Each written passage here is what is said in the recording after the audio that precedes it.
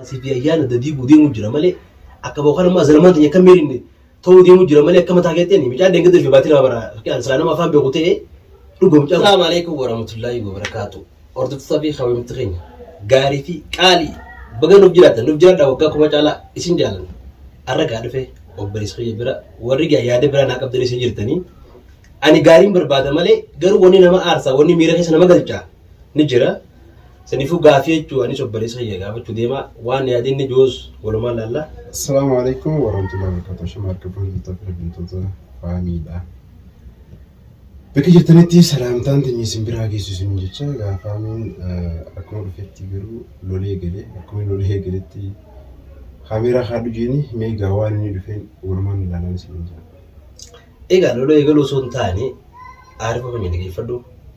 Fakkeenyaaf wanni kuni yaada midhaan kun oofu jiru kuni dhugaa nama aarsa akkuma jedhamu aaruun danda'a garuu kan aareen haa ta'u midhaan kan nama ergu jira malee yoo namni ergu jiraate malee fakkeenya akka namni kun barkee midhaan amma ani dubbiin sun naaf hin galle gitiin waan siif maal dhageeffadhu.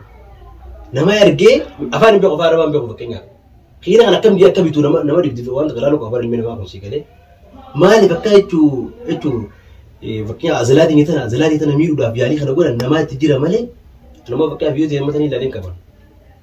Si galee ayyaani kaatee bakka asii quba qabaa jetteeni.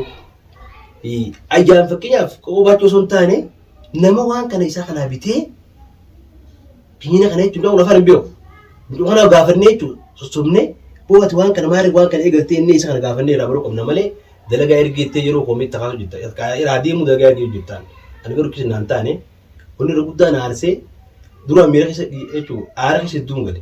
Garuu waan kana sossobnee diinee itti fitte dummee sun bu'aata kan qabu ni beektaa. Yommuu fakkeenyaaf ayyaan isatti haatee hiriiru taate fakkeenyaaf wanti kun bootaa waa harkachuu dandeessi ta'uu danda'a. Ani sanii miti bara ayyaana waan hin ta'eef ani kun dalagaa fi deemaa kutaa mana kana ta'uu danda'a. Namni tokko beeki bikka waa irraa fakkeenyaaf waa harkate waan hin taane hojjechuuf yaada malee akkanuma lafaa kee osoo waa quban qabanne. Namni tokko ifii fuudhufee isaa haariyaa akkanuma lafaa kee na daffaree mucaan hangana fiiguu fi hanga ijoollee sanatti fiigu duuba maaltu godhe duuba. Kanaafuu ammoo ani ayyaani naasi duuba jiraati maal jetteeni oomisiin jettee na fakkaatteetiin ayyaan gaafadhe malee giseen ayyaan gaafadhu ayyaanis dubbii gaarii naan deebisne si galee mucaan daa'imaa isiniitu waan kan hunda goosise malee si keessa jirtii akka ilmoo irraa baaftu ati fadhaa fi michuma kanaa'uu isinii keenya biteesii fi ibsaalee lameenitu keenya kana biteetti ayyaanis namanattis gargaartaati si galee. Kanaaf malee waan lolee bu'aan biraati miti. Dhugaadhaa dhageeffadhu. Isin wanni itti rigechuu dandeessu namni kun bakka isin waan kana quban qabdu. Gizee mana qoratu dhufee yeen bakka bishaan fidee bishaan dhuguu jee lakkoofsa bishaan ilaalti malee summii ta'uu beetee ta'uu dhabuu danda'a. Kiniinaan si bitee dhufee jeen fiidiyoo irratti illee hin beeku. Kiniinaan si bitee dhufee jeen sidaan. Kiniina fawwaaraan mataa dhukkubettee ganama. Kiniinaan si bitee dhufee. Kiniina kun kasan ta'uu danbee ture isin. Jechuun kan adda beekuu fi adda beekuu dhaba namni tokko fakkeenyaaf an amma si dhukkubu jiru mana kana keessatti yoon gabbee marzii dawaadhaati boo shuroopiin si bitee dhufee dhugeen sun jeeruma dhugita beeka. Yoo rabbiin shuruuf kuma si faalaatti bitte. Anammoo wanni kun dhageeffadhu uummata kan itti amiti osoo wayyaan hin taane fakkeenya amma iyyee isin dhukkubaa kiyyeena maabitee yoo ta'e fakkeenya kiyyeena kun wanni kun walii lama si galee midhaan kunoo fakkeenyaaf kiyyeena sana akkas ta'u akkamitti hubateeti bara wanti tokko fakkeenya afaan hin beeku habitee fi itti kanneen ani qixi qabdu wanti kun fakkeenyaaf nama karoora isaatti jaayee waan kanneen dalagaa jeetii jaadama. Okay midhaan ayyee mee dheengadda dhufee fakkeenyaaf waan kanatti haaseenu waan kan irraa dhorkii wanna kana ammoo ani barra loruudhaaf mirgaan qaba maaliif garuu ammoo obboleessa siinatti malee sila nama biraa ta'e garuu waan hin murteeffadhu nama beeka. Obboleessa kee eegatee garuu ammoo ayyaan akka nama takkaatti midhaan kana gaafadhiitiin asii siyuun beekuuti maarreen si godha maal jee biyya kanaa si jechaan dhufe malee dhimma takkaafillee hin dhufne mee ayyaan teenya si galatti haadhatu jee waa dhibba takkaasoo jira wanna kana midhaan maaliif akkana taa'adha. Duuba mee fakkeenyaaf midhaan daa'imni gisee waan akka sanaasi namni biraa fakkeenyaaf dubbiidhaa mitiitti waan fedhe fidee fi keenya kana bitee harka kaayoo miidiyoo ture bireetti isaati. Namni duu danda'a kennas keessa waan beeku malee silaa fakkeenya kan inni nama fakkeenya namni duu danda'a silaa nama waa beeku. Takkaffaa duu danda'a lammaffaa ammoo ilmoon tun kadhaa taatellee inni kun eessuma taa'af ilmoo tana. Kun beekamu. Gorsa qaba fakkeenyaaf amma kan jechuun ilaalama fakkeenya namni yookaan rakkoo duraan jirtu namni gisee ilaalee dhuga miira fakkeenyaaf bara duraan akkana godhu jira. Duraan kan guruu jedhanii fakkii namni as keessa kaasee miidhaa san fiimdhaan kun jechuun nama fakkii ijoollee amma findaata mala fakkaatu ta'uu danda'a. Sanarraa immoo fakkii isa kana itti dhiyaannee qabne jechuudha. Afaan nagayaatiin yoo nama sakkana godhe kana barre yoo akkamitti akkanatti. Haala kamiin duba osoo mana keessa yaa'in jirtu haala kamiin irra gabbii bara. Yoo micaan kun dhageeffatu siif hima yoo micaan kun halli harkatee yookaan immoo ayyaan kana baasutti isa baafti ani jira deemeen qoradhee achi boodallee immoo akkasitti ayyaan dhiifama gaafadha tamam. Laakiin ammoo micaan dhageeffadhu amma ayyee sirriitti. Micaan kun fakkeenya amma duba ayyaan itti ijoollottee namni kun karaa godhu jira jechuudha biraadha waan dubbanii. Karaa godhu jaamti.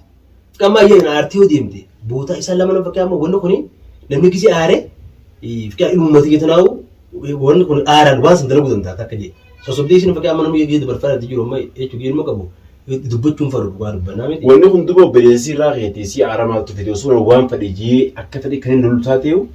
Ejjiin fakkii obboleessi irraa dhufe namni fakkeenyaaf haa gorsanii hamtuu kana kan yaadan godhellee yoo alagaan yookaan hojiin akkas godhu jiraate. Isiin ammoo daruurii obsitee waan kana akka halli harkatu bichaa godhuu qabdi malee. Laala ilma ishiin fakkeenyaaf wanni itti namni kun itti lolu fakkeenyaaf obboleessi dhugaadha. Jaalakeetii fi ilmoo darbii bakka ishee fakkeenyaaf bara salaa jibbisa qabaatti waan kana direetti jenne ilmoo sirraa qabatu ta'a dhugaa dubbannaa. Eeba namni kun garuu sheexaanni namni kun sheexaana namatti ta'uu danda'a. Sigalee gufuu fidee jechuun waa hedduu fidee namatti sheexaana ta'uu danda'a. Amma immoo yoo yaada fakkeenyaaf ilaalcha fakkeenyaaf aaree yookaan aaramoo fakkeenyaaf dabarfamatti jiru kanaaf dhiiroo gaafatu nama akkamitti inni kunarraa amantii dhabee na gaafata si waan kana jee na gaafatettee haa aartu ta'e san tasgabbeessine jechuudha. Isuma akkanaarra godhuu dandeenya. Egaa nama fakkeenyaaf baranuu fakkeenyaaf namni kuni nama waan kabaju qofa dhola kabajuu jira. Kan dubbattee rakkoo kan akkana jeen akkatti foramtuu yoo abdii rakkoon tuusii galee. Egaa waan itti dubbadde akkanaan lolti aara kan itti waan hubatte akka ishiin hubattu gooyisuun dirqama kun. Malee itti aatee. Ani yeroo sun keessatti dhugaa dubbachuudhaaf micaa dhufeetiin gaafii boo kaniin akkanatti si sagalee irra deemee kina gaafatu namni dhagee akkamitti kina eenyu fittee maalidha namaa ulfeessitee jeetiin gaafii gaafadde. Oo maal haa jettu dhala namaa samii ulfeessee jeetu micaa lafaan akkee.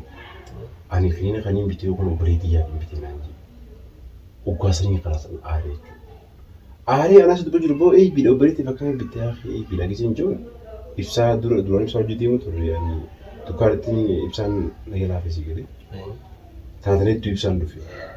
Micaan kalaatiif maraa dadhabinaaf ibsaan. Wooma kanaa akkamiin na gaafatanii waan hin fedheen dalaguu danda'a maqaa ta'e. Duba nama akkanaa kana mee fakkeenyaaf karaa kamiin tasgabbeessuu danda'a? Karaa kamiin? Eega.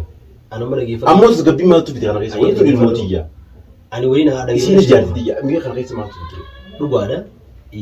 Akka nama takkaa dhageeffadhu amma sirraa isin tokkotti miti.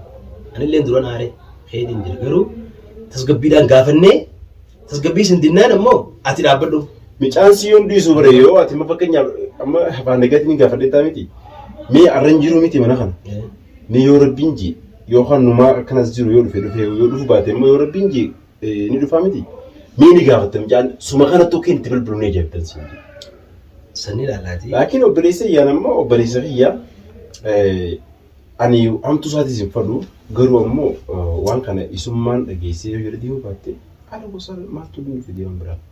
Alma mucaara fakkeenyaaf isa malee inni kun bikkeetti fidee yaada kana itti uumate ani sammaan irra dhageeffadhu. Kana karaa hin hundinuu ammoo isuma qorneetuma yaadni kun eenyu keessaa kee ayyaana. Amma isa inni bitee inni kana inni bitee kan ammoo dubbiin. Bar namni wanta kan cinaa qabeetti dubbachuu ni danda'a. Yoo immoo abbaa biteellee himuu baate cinaa qabee jechuun wooma kanaa eenyu si keessa kaa'ee akkanaaf iyyaan kanaan tura kan ol godhu turre maaltu sitti himee yoo immoo fakkeenyaaf kan dhageessitaatillee immoo miidiyaa kan laaltee kan dhageessitaatillee karaa walitti fayyinee jirra gammachuun obboleetteeti gammachuu ta'eeti. Kanaafuu immoo ati karaa kanallee waa meeqa maallaqallee sirraa baafnee si kennettis waan gammachuu ta'e qabnuufi malee waan biraatti miti. Beekama. Jenneen immoo yoo inni kan hunda keessa qalbii isaa kan gaddeebisu taate kan egaa immoo obboleettumsaa ta'uu afaan isaa beeka malee nuti ani fakkeenyaaf akkam fayyaatti waan hin beeku hundoota qabdeen qabu jechuudha. Sannamni rakkoon qabu amma dhageeffadhu san hunda karaa dhugaadha. Anamma hedduu dhaare dhugaan seema dhageeffadhu hedduu tokko kan ijoolleetti qopheessee hin qabu. Waan kana amma fakkii isin dhugaa dhageessanii hin beeku. ijoollee tokko peesanii hin qabu. Anjuu reessuudhaan ni beektaa ayyaana reessuudhaan dee ayyaanuma ibsatti akkasii jirtii miree. Sana ibidhaa waan hunda ayyaana akkas jechuu jirti yoo ati immoo wanni itti godhuu qabdu lammaffaa immoo kanaan duras si fayyaan jirtu yaani qerii waan turteef jecha. Walumaa gahee dhiyaatu dhufeef maaliif? Kanaafuu ati wanni itti godhuu qabdu akka yaada hiyyaatti takkaffaa nama inni waan kana isa akka waan kana dalagu yookaan akka naafi ayyaana walitti diina godhu. Lammaffaa immoo ifii isaatiif illee akka diina ta'uu barbaadu jiru kana qorattee irra gahuudhaaf yaadi malee waan biraatii miti yoo rabbi si laaffise jechuudha. Ani maaliif akka nama takkaatti an namaan danda'us ayyaanii na biraatti dubbachuu ayyaan garuu jaartii isi ammoo akkaan fadhii dubbachuudhaaf illee mirgaan qabu. San beekama bara san bakka ayyaanitti namni dhorku hunduu hin jiru. Dhorku hunduu hin jiru. Laala akkuma miira keessa hin galchine bakka yaabsiin tun namni ilmoo garaa qabu ilmumaan tun ni rifatti jechuunis hin jee malee akkuma ishee maa rifachiiftu fanuu hin jee malee san jaatee debbaan fadha dhugaa. Israa'eellee bakka obboleessa qabuura isi kootu irra hoyyoo kunan jechuun mana maatiifu siif hin ta'u fakkeenyaaf talaluun si galee har'a obboleessa bara kana godhe yaada foon jechuurra inni fudhaatu godhu. Amma yaani faamii dhugaa dubbachuudhaaf mucaan kun egaa waan kana dubbii namaa fudhatee haa waan kanaan deemu taatellee ganaa yoo dubbiin tun baatellee agartee miti mucaa kanaa wajjinaaf innis jiraachuun ulfaata obboleessa yaadillee ta'ullee jechuudha. Tamam. Ndaagee fedhu mala akeecha kan jiinati. On dubbuun dhugaati. Laayicha kan jiin. Obboleessaa miti obboleessi jibbas hin jettiin bar dubbisa. Obboleessa kee jibbaan maali isaatu waan kana ammallee yaani waan hin joofan dubbuma hamtuu nu bittuu fidaadhaan. Lageeffadhu hamtuu fiduus mucaan gorsa amma namni nan barbaadu lageeffadhu mata kaleetaa miti mucaan kun maal abdatee namni tokko lageeffadhu deengatti dhufee fakkeenyaaf maal abdatee lafaa kee taakka jee ifkee abafadhoomee ayyinaa raayyee ayyaan keessa gittaa jennu ayyaan bichiin fakkeenyaaf ayyaan waan kana qoon qabu jettee bara garuu jiraattus namni tokko abdii waan takka inni qabu taa nama keenya kana biteef ayyaan yoo deemtee beettee weetti bitee deemna ifkee bara faayoo beettee isaan hungeessu bara yookaas itti hundutaa keenya kana bitee itti kanne kana kan hin barbaadummaan. Kana bichi as baasu maanoo bara maal jettee bahu giseen dubbaddoon mirgaan qabaa yoodhaan fadhii yoon qabaadheen siituu immoo tana dhorku jiraanii naan jette si galee. Sambar geejjiba fakkii geejjiba namni tokko ilmi namaa kata gisee aaraa. Yeroo tana keessatti kana jechuun qabdu tureessinis. Bar aaraaf namni tokko nameeta yoo aaraaf jee aara sana tasgabbeessitee fakkeenyaaf dhugaadhaa waan akkasii miidhu mataa isiitiif tasgabbeessuu qabda sumaa'u. Anna miidhamu itti fakkii asii meer fakkii ilmoo dhugateetillee haa ta'u eenyu miidhama haadha barkattee aanus bandurra dhugaa dubbanna mana. Garuu ilmoontiin jedhi keenya maa jennu malee kan itti miidhamu isi mataa isiitiif yoo dhugaa dubbanne amma isa kuteessi mana. Wallaahi kana itti Ma wajjin walitti artariiti moo akkama deebdee tere? Aaraa miti kaayisiin yaani giseen mana kana taa'u duraanis ayyaan waan hin qabaanne jecha hin qabaanne yeroo makaa geelee si bira teessee giseen namni faana bira jiru faana. Akkasitti yaaqee kan yeroo mana biraa godhu namni hedduu takka raaree garuu ayyaana irraa hin sodaadhee qaamaalee godha. Kanaati mallee waan takka illee dubbatini inshaallah karaa dandeenyu nalli goonee wanni kun waan toltanan tolle yoo ammoo abbaan san bee yaani yaanummaan keenya hundinuu abbuma san irratti xiyyeeffachuudha malee waliin beekamu. Kanuma waan kana bicaan dagee bicaa miti amma baran amma bicaan miti baran waan kana bicaa baasan gaafa inni baase immoo gaafa san qofa fiidamuun fiidanya qabu kana gaafas baafna malee nama yeroo tokko kan dubbadu gaafa sanii dubbadha amma.